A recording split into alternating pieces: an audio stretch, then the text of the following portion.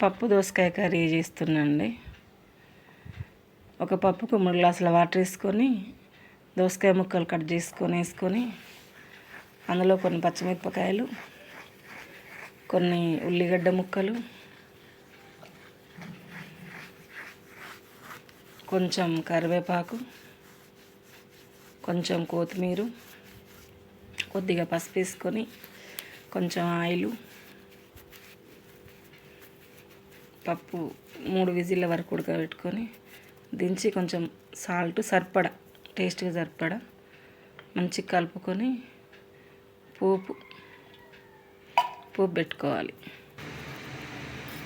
కొంచెం శనగపప్పు, కొంచెం మినపప్పు, జీలకర్ర, ఆవాలు, ఎల్లిపాయలు, ఎండుమిర్చి, కరివేపాకు, కొంచెం ఇంగు వేసుకుంటే బాగుంటుందండి పప్పు.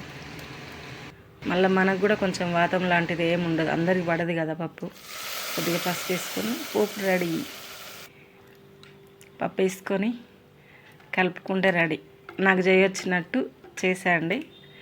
ఒకవేళ ఇంట్లో ఏమన్నా పొరపాట్లు ఉంటే ఏమనుకోవద్దు, కానీ బాగుంటుంది పప్పు. బాయ్.